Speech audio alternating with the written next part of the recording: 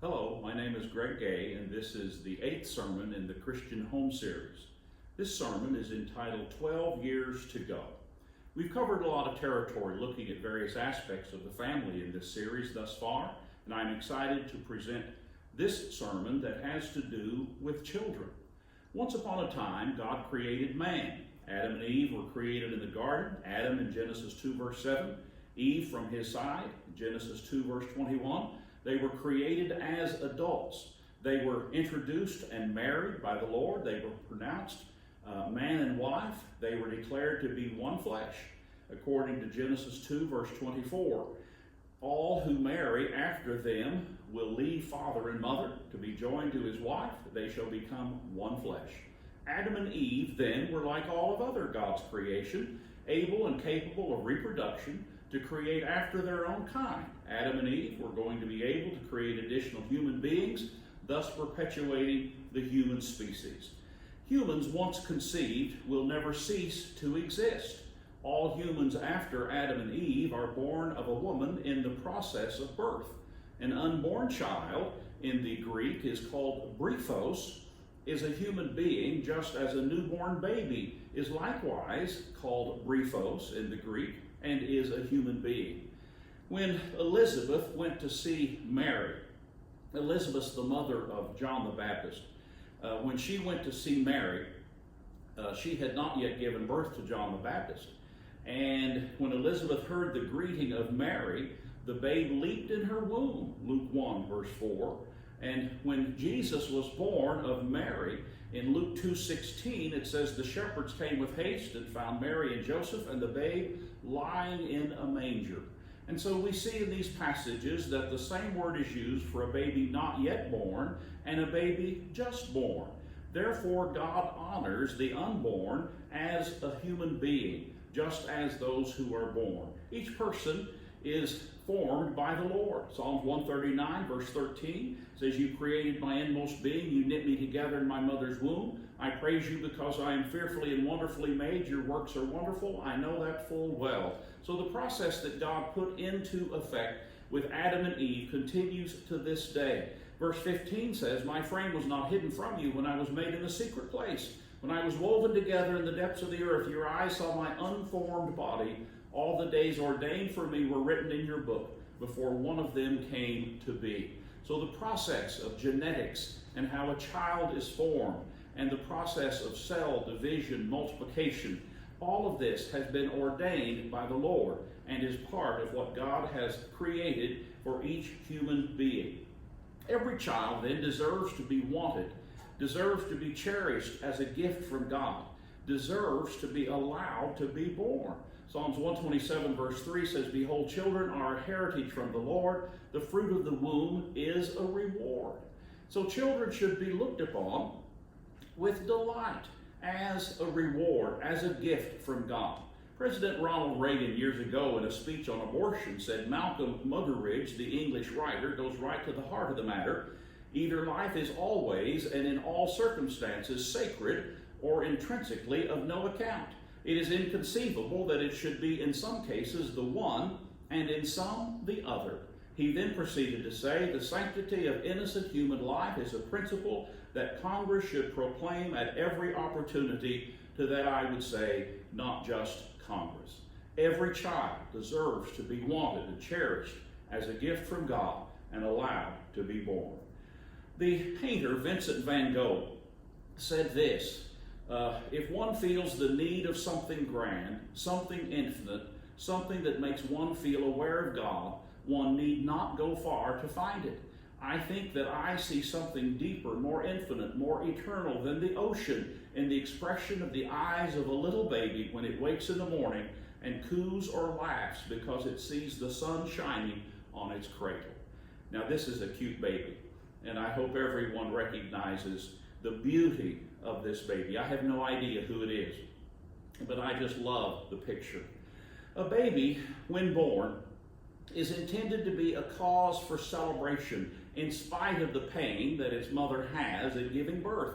John 16:21, a woman when she is in labor has sorrow because her hour has come, but as soon as she has given birth to the child, she no longer remembers the anguish for joy that a human being has been born into the world. It is to be joy whenever a human being is born into the world. Cicero said, of all nature's gifts to the human race, what is sweeter to a man than his children? And Eleanor Goulding Smith said, it sometimes happens, even in the best of families, that a baby is born. This is not necessarily cause for alarm. The important thing is to keep your wits about you and borrow some money. Now, this next slide may come as a surprise. My mother once told me, if you wait until you're ready to have a child, or you wait until you can afford to have a child, you'll never have children. And I think she's probably correct. On average, middle-income parents will spend nearly $285,000 by the time a child turns 18 in 2020 dollars. But is this the only investment that parents will make in a child? Only money? Hopefully we realize that having children is far more than a function of investment of funds. Hopefully we are also willing to invest our hearts, our whole hearts, in the goal of presenting a child to God. And I would hope that that is always our goal with our children. After the example of Hannah, Samuel's mother, who said in 1 Samuel 1 verse 8, I will give him to the Lord all the days of his life. And I think that would be our desire, that our children would be our gifts to God all the days of their lives, if it were up to us. I want to talk to you about the story, a true story, of Hezekiah, Hephzibah, and Manasseh from the Old Testament. In 2 Kings chapter 21, verse 1, Manasseh was 12 years old when he became king, and he reigned 55 years in Jerusalem over Judah, and his mother's name was Hephzibah.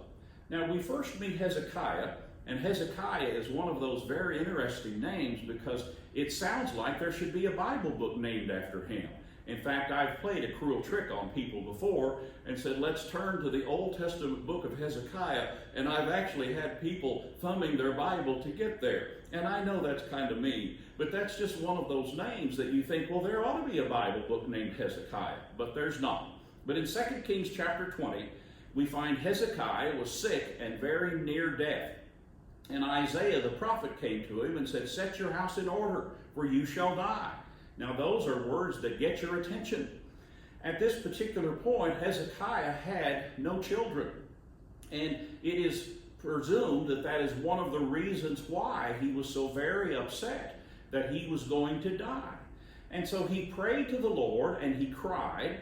And as Isaiah was leaving, the word of the Lord came to him and said, go back and give Hezekiah this message. So here was the message. Thus says the Lord, the God of David, your father, your ancestor, I have heard your prayer. I have seen your tears. Surely I will heal you. On the third day you shall go up to the house of the Lord, and I will add to your days 15 years. An additional 15 years of life when he was at death's door. Now that's a bonus, if you will. 15 years of guaranteed life, not for him to waste, of course, or to be careless. But 3 years into this promise, Hezekiah and his wife Hephzibah have a son, their only child, Manasseh. And so the title of this sermon comes from this. For Hezekiah, there is 12 years to go. 12 years left for Hezekiah to be with his wife Hephzibah. 12 years left for Hezekiah and Hephzibah as parents to raise their son before the remaining years are left up to Hephzibah by herself. And so it begins. Is a child a blank slate? Well, this is the nature versus nurture discussion. That is a fascinating discussion.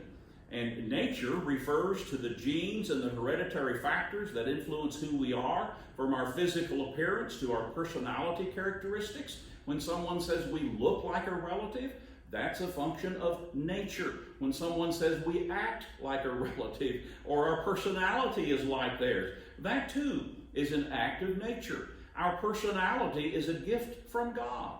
And therefore, whenever I study personality with individuals, especially before they get married, there is no such thing as a, quote, bad personality. And God can work with every personality, and there is no personality that excuses sinful behavior. So God's Word works with all of us, and all of our personalities are wonderful, and they are a gift from God, and we do not need to run around trying to make everyone in the world just like us, thinking there's something wrong with them. Well, nurture refers to all of the environmental variables that impact who we are, including our early childhood experiences, how we were raised, our social relationships, and our surrounding culture. Well, is there nothing then we really can do about either one? Well, nature is not controlled by us, but nurture is learned through the culture in which we interact. So as we can affect someone's culture, we can have an effect on their life, hopefully for the better. We do know in life, time and chance happens to everybody, according to Ecclesiastes 9 and verse 11. So the fastest runner does not always win the race. The strongest warrior does not always win the battle. The wisest person does not always have a lot of this world's goods, because time and chance happens to everybody. There's also the concept of free will, where we can make choices up to us, good or bad. We can make choices, and then the consequences are those things that we have to live with in life and adjust to in life. Moses said to Israel in Deuteronomy 30, verse 15, I have set before you life and death, blessing and cursing, therefore choose life. And so Moses is saying to Israel, this is your choice. It's up to you. Joshua said the same thing to Israel in Joshua chapter 24. Choose for yourselves this day whom you will serve. It is their choice. And so life is full of choices for all of us. How we make those is up to us. How good they are is a matter of judgment and a matter of consequence. Well, what do we as parents and influential individuals want to set before all children? Well, we want to set before them good choices, of course. What do we want them to choose? Only wonderful choices, of course. Now, if it were up to us, our children would never make a mistake. We know that's not the case. We know that all have sinned and come short of the glory of God. We know that our children will face choices and they won't do well. But we want to minimize those if we can with our influence, and we want to help with the consequences if we can at all, because we want only good things for our children, and we want them to do better than we did. And even though we may not have listened when others told us to behave ourselves, we expect and want our children to do that from us, because we do not want them to suffer bad consequences. Some 76 parents and educators were asked, what's the most important value to teach your children? And if you'd only teach them 3 values, what would they be? Well, here's a chart of those values. They include kindness, empathy, integrity, honesty, hard work, perseverance, love for self, family, and others, respect, gratitude, courage, curiosity, faith, being true to self, appreciate money's value, choosing words carefully, and humility. Those are wonderful values, but that's not all the values that there are. Well, here's another list of values that go from A at least to W, and here's another list of 400 personal values called the ultimate list of values. Well, do we want them to learn spiritual things like faith, love, mercy, kindness, gentleness, goodness, hope, and compassion? Well, of course we do. Now, I have just read words that represent values. So does that mean, since I read the words, we all have those values now, and that they're an important part of our life? Not at all. Because just saying words is not how values are taught or become part of who we are. As this person said, values are learned throughout the life cycle. In early childhood, value learning is influenced by a process of interpersonal identification with the parents. Parents' behavior toward each other and interaction with children represents certain values by explicit or implicit way. Parents tell children what is right and what is wrong, but also give example of the behavior directed to solve everyday problems. Children acquire the values of the particular gender. Boys learn how to behave as boys, and girls learn how to behave as girls. Another person said, don't say it if you're not going to live it. And if you're going to live it, you don't have to say it anyway. Well, that's very interesting. But can you imagine thinking that just saying a value is all that's needed to teach it? And let's just pretend, for example, that parents, meaning well, tell their child, well, today's value is humor. Ha, ha, ha. Now you know humor. Well, that's just as silly as it can be. And that is not at all practical. Neither is just reciting the list a way that values are going to happen. So don't say it if you're not going to live it. But life gives many teaching moments. Everywhere we turn with our children, there are things to identify, things to discuss, questions to ask, such as, how did that work out for you? How'd that go? And then you repeat that. When? Yes, always. Such is the nature of instructing values and putting values into the heart of a child. I would liken our desire of teaching our children values to a Mongolian barbecue. And if you've never been to a Mongolian barbecue, let me introduce you to this. I don't know if they're going to survive the pandemic or not. But you start with a bowl, and I'm saying that's like a child. You start with an empty bowl. And in a Mongolian barbecue, you're only going to get to eat what you can get in that bowl. So the idea is to put as much as you can into that bowl. However, when you start down the line of the choices, there are so many choices, which I'm saying represent values. There are so many values in life. And so we would then say at the Mongolian barbecue, what do we want? Well, we want everything. And that's why our bowls are heaped and piled, because we want this and that of everything. And then we go to the cooking station where everything is combined, and that's life. All of our values get tested on a constant and consistent, regular basis. And then at the end, we say, how'd that turn out? Who is this person? And when you go to a Mongolian barbecue, you end up saying, that was really good, or didn't do so well. And sometimes that's the way it is with our children and teaching them values. Sometimes we say, that was really good. And sometimes we say, didn't do so well. So let's increase the odds of success with our children. Now, this may come as a shock, but if parents want to increase the odds of success for their children, one piece of advice is get married. And according to the Bible, that means a man with a woman. One man, one woman. One woman, one man. 1 Corinthians 7, verse 2. Get married and then stay married. Be who you're supposed to be in your marriage, that is, a faithful Christian, and then carefully select what you do, where you go, who you spend time with, especially with your children, because those are the displays of our values. Now, when we look today at the makeup of families, in the year 2017, 1 in 4 United States parents are unmarried. So this is the percent unmarried among all parents living with a child. If you go back to 1968, you find that there are solo moms and solo dads. Moms by themselves raising children, dads by themselves raising children in a proportion of 88% for moms, 12% for dads. By 1997, 30 years later roughly, you find that solo moms are still far and away far more than solo dads, but there's new categories added called cohabiting dads and cohabiting moms that made up 20% of those who were raising children. By 2017, some 35% of all unmarried parents are now cohabiting. So we may look at that and say, well, that's got to be good, right? That's got to be a wonderful thing. Well, I want to share some information, but I want to let us know first that this is from a non-religious source. This information is the research from professors at Rutgers and the University of Wisconsin, and this is information that anyone can access and that anyone can find.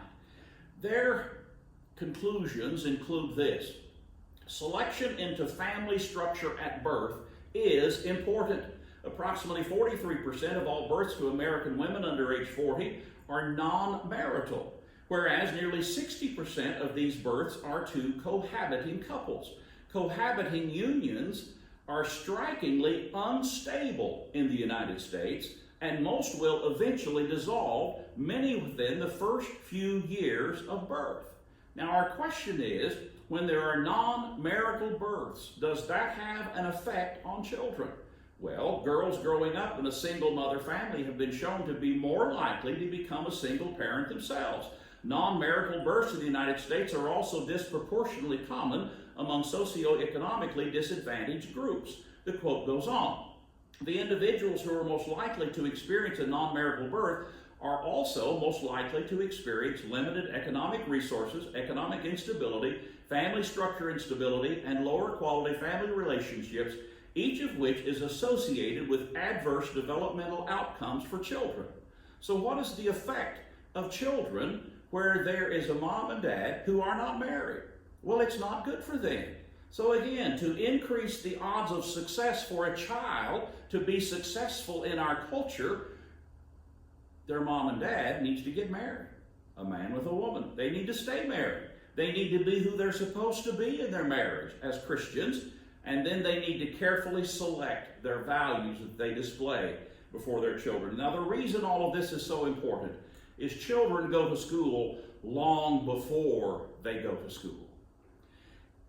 Children go to school on their people that are closest to them. Their mother, their father, their siblings, their grandparents, their friends, anybody from church.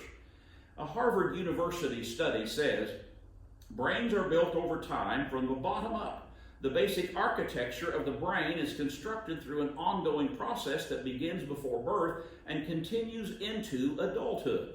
Simpler neural connections and skills form first, followed by more complex circuits and skills. In the first few years of life, more than 1 million new neural connections form every second. And I looked at this, and I confirmed it in other studies. It is amazing the development that a child's brain has before birth and immediately afterwards. One report says, although our genes dictate how brain connections form, experience activates the connection. For example, the circuits in our brain that enable language and vision can only be properly formed when a baby hears and sees stimulating action. A baby's brain in the first 3 months focuses on neural connections that enable seeing and hearing. After mastering that, the brain focuses more on language and speech production, which is why if you want your child to learn more than one language, they need to be taught that when they're very, very young. I tried learning Russian some years ago. I waited way too long for that to be something that was easy for me. When we are little, when we are infants in our first few months and years of life, is the ideal time for us to be able to learn different languages. Around the 1 year mark, the brain turns to higher cognitive functions, but higher level brain function depends on the quality of lower level circuits formed soon after birth.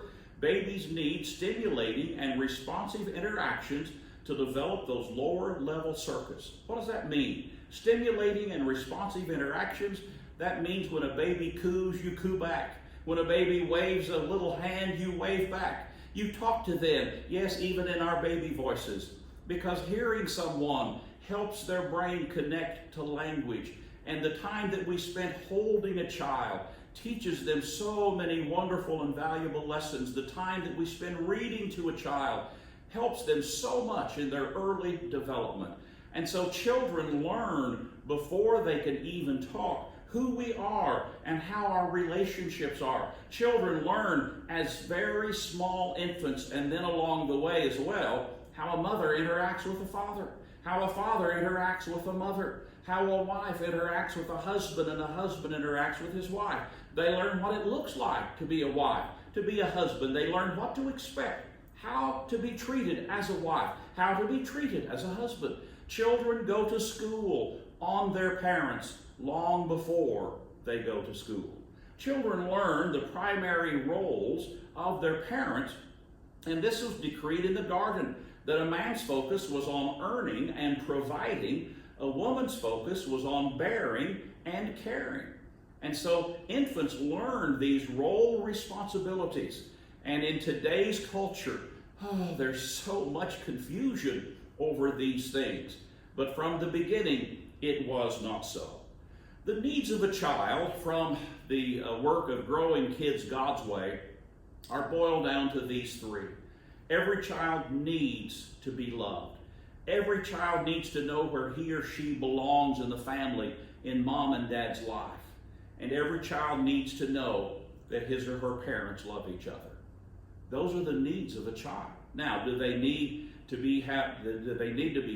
Do they need a comfortable place to live? Yes, those are basic other needs.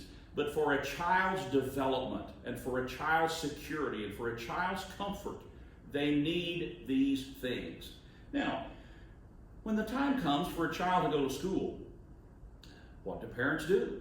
These days, there's more confusion over this than ever. And some parents advocate public schooling only. Some parents advocate homeschooling only. And my suggestion is, talk to some of the educators among us. We have some amazing men and women in the church who are educators. And I think anyone who's considering what to do with their child's education could benefit from having conversations with them.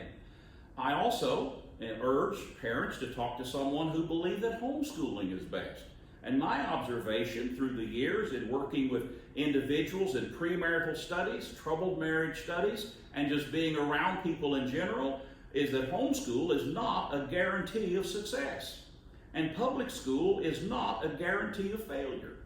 And so I think both of those can be looked at and may be viable options depending on a family's certain situation. Here's what I do know for sure. Parental involvement greatly increases the odds of success for any education process, whether a child is schooled at home or at school. Just because a child is homeschooled doesn't mean they're taught well. Just because a child is taught at school doesn't mean they're taught poorly. And I do believe schools still allow, at least they did before the pandemic, volunteers in their classrooms on a frequent and regular basis. And whenever a mother is known by the teachers and everyone in the school, and a dad too, if that's possible with his schedule, whatever is possible for their schedule, they need to be known. And I guarantee you, their child will receive the best education that school can possibly offer. Now, does a child need a leg up in education? Yeah, many times. And so all of these things are things to consider, but a child does need to be educated. Whoever taught us to read, whoever taught us to write, whoever taught us basic math, and in my case, whoever taught me keyboarding skills, did us some amazing favors for life. And I still remember sitting on Miss Neva's lap in the first grade whenever I'd be a little bit upset. We didn't have kindergarten back in the days the earth was cooling. And yet, in that humble surrounding, I learned how to read. In that humble surrounding, I learned how to be with other kids. In that humble surrounding, I learned all kinds of things in education that still help me to this day. The best education, however, is always the Word of God. We can find at least 1,700 scriptures that directly mention or refer to children. So of course we're going to read every one of those. No, we're not. Because even with 1,700 scriptures, parents are still left wondering what is best in every situation. We're given broad brushstrokes. Remember, the Bible doesn't even try to be complete in every possible area. Proverbs 22:6 says, train up a child in the way he should go, and when he is old, he'll not depart from it. Okay, what do? Will you train him up? Okay, what does that mean? Well, give him that list of values. Read it to him. Well, there are resources. Just as there are resources for everything, we start with the Word of God, we start with the concepts, we start with the principles, and then we add other resources, understanding, of course, that other resources are never inspired. We should not look at them as if they are. One such resource is Growing Kids God's Way. Right now, you can go online to their site and see the videos that accompany the workbooks, and those are not restricted in any way. I looked at a few of those, and all we're looking for a lot of times to have a discussion about parenting is to listen to somebody introduce a concept and then say, how are we supposed to do that? And how does that fit with the Word of God? And so they have some basic assumptions that they intend and desire and want to follow God's character in whatever it is that they teach. And it is their goal is to create a life-giving home environment in which children can thrive spiritually, morally, and emotionally. I don't think anyone would disagree with that. And so the Scriptures provide principles for godly living, but do not necessarily lay out the how-tos. And this is where study helps can be of help. Since the goal of parenting is to produce a morally responsible and biblically responsive children, and since the Bible is not necessarily specific on how to accomplish that goal, we believe that all child training principles, practices, methods, and theories should meet two important criteria. All of that, I think, is worth a look. There are many materials out there that one can look at, and sometimes we do need other ideas. We need to brainstorm. Sometimes we need to talk to individuals who've gone that way before. But the best teacher of all is the teacher of time. Time spent with our children. Now, this is how mothers and fathers divide their time between 1965 and 2015. In 1965, moms spent 32 hours a week on housework. By 2015, that had become 18 hours. They had spent 10 hours in child care. By 2015, that had become 15 hours a week.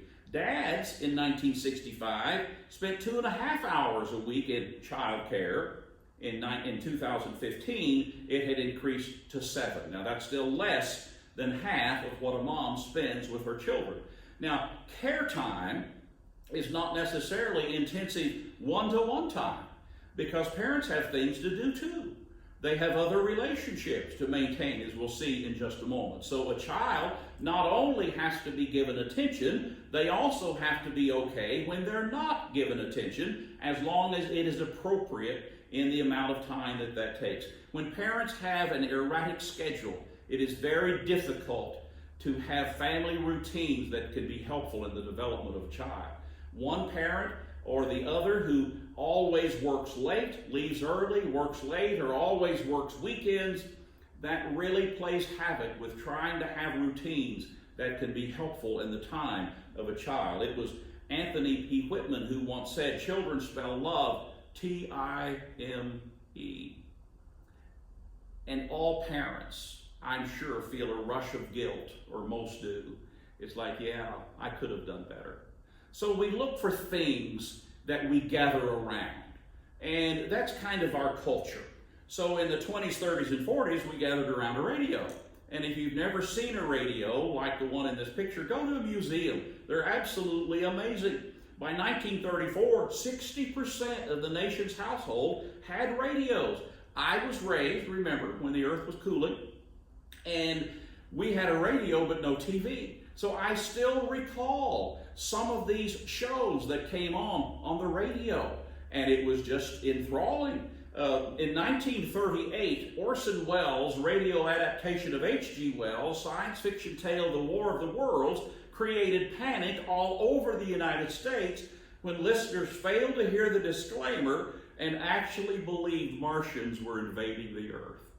Now, if you've never listened to that, it's an amazing treat to go back and hear and imagine that people were actually very, very, very, very frightened. You wonder where things like soap operas got their start on radio. Westerns got their start.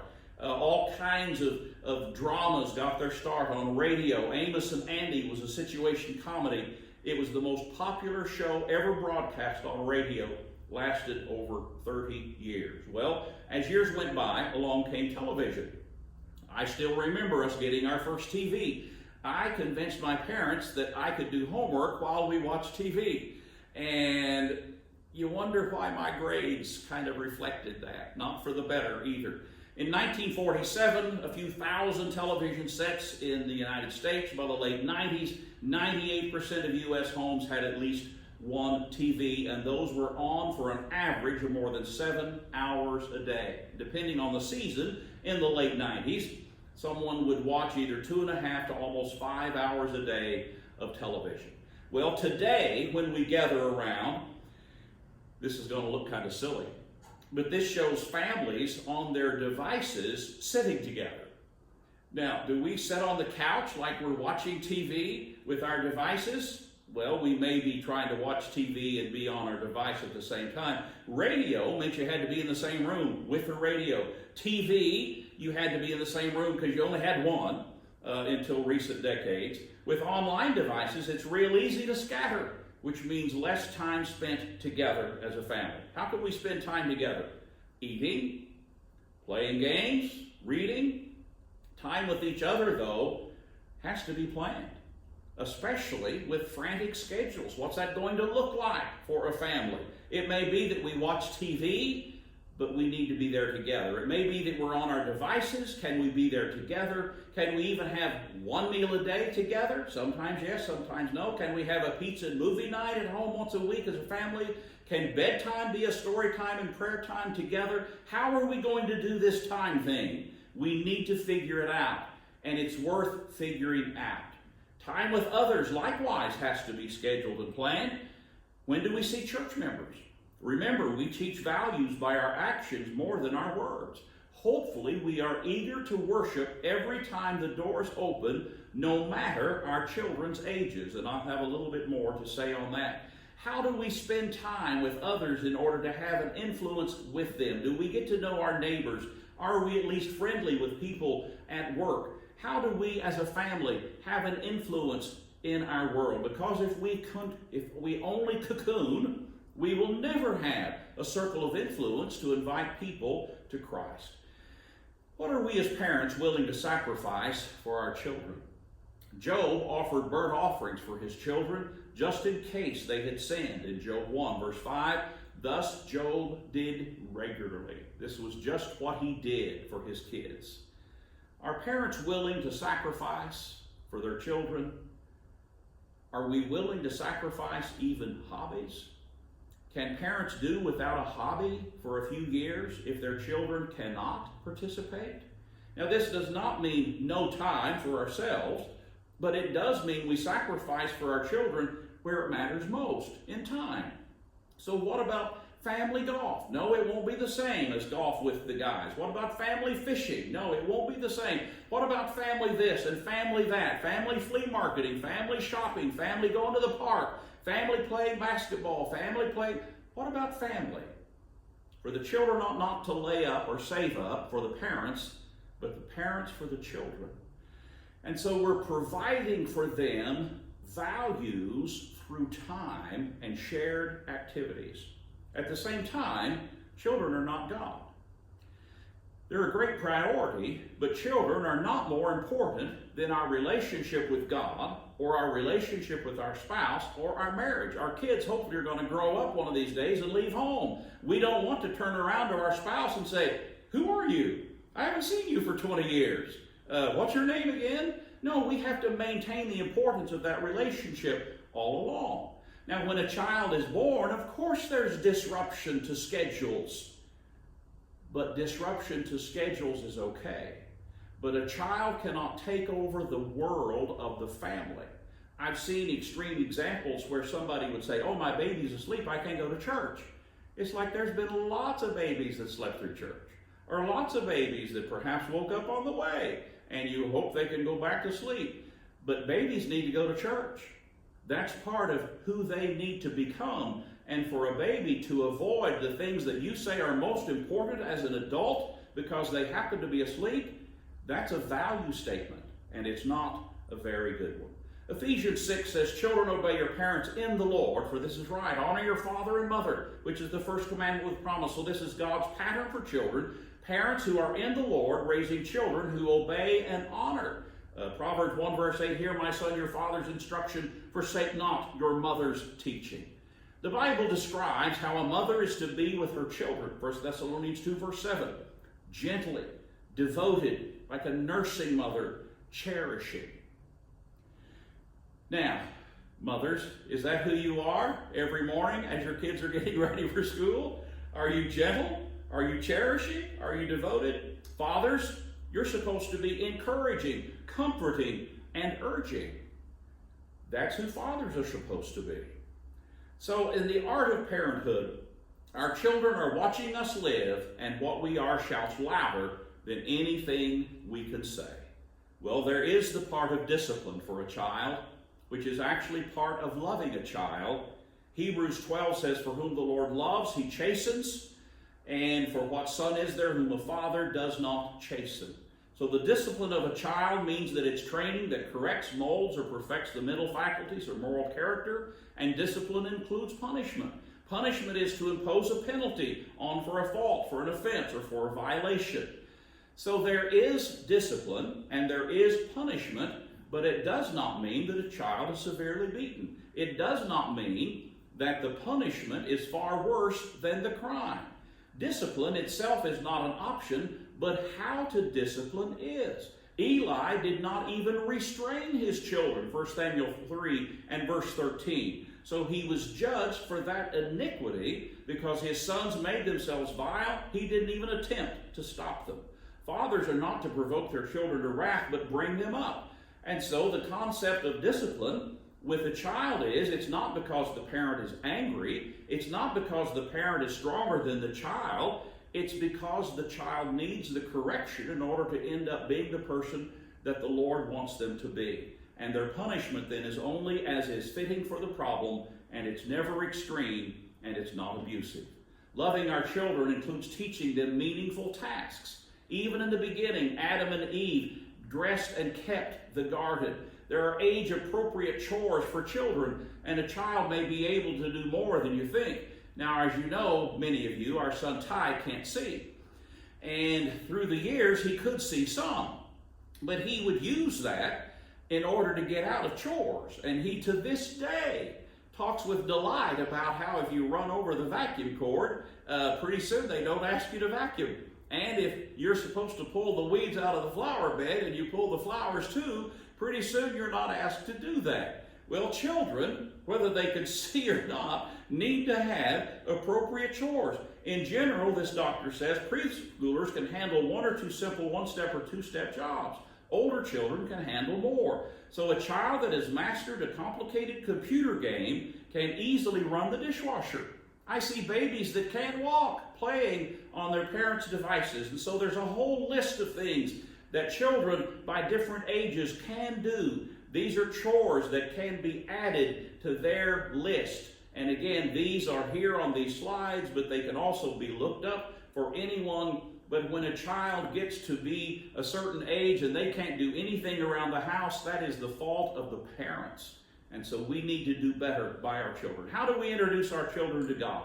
Well, we show them the Lord's attributes in our own lives. So, for example, Ephesians 4, verse 32, "Be ye kind one to another, tenderhearted, forgiving one another, even as God in Christ forgave you." So this starts at home. It's tested every day, and our children will always be watching us to see how we do. Remember, the growing kids God's way 3 basic needs include to be loved, to know where they fit, and to know that their parents love each other. So they will be observing us and learning from us how we do with those things in our family. Well, what happened to Manasseh? Oh, turned out sad. He did evil in the sight of the Lord. He reigned for 55 years. When he was 67 years old, he was captured by the Assyrians and carried to Babylon. While there, he repented. He was allowed to go back to Jerusalem, where he tried to undo all the evil of his 55-year reign, and he was unable to accomplish that completely. When he died, he was not buried with the kings, even though he reigned longer than any of them. 12 important years.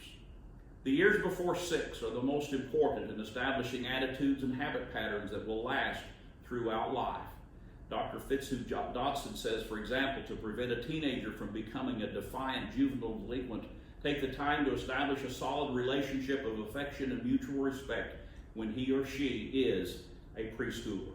Values of integrity, virtue, honesty, industry, self-discipline are best learned before a child is 5 years old.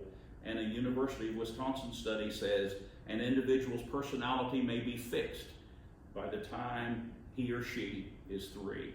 There's no greater joy Like the Apostle John said to Gaius, than to say, I have no greater joy than to hear that my children walk in truth. So what should we have joy in from our children? Hopefully it starts before they're born, and it can continue forever. Every child needs to be affirmed that they are loved, that they are accepted from before they are born. How do we affirm a child? Words, fun hugs, appropriate play, age-appropriate tasks, correction is needed with time. How about the self-esteem of a child? Ever notice that when kids are in kindergarten, they'll draw you a picture and they'll give it to you proudly? And when you ask the question in a kindergarten class, is anybody an artist? Everybody will raise their hand. There's been studies on this. The 9th grade, any artists?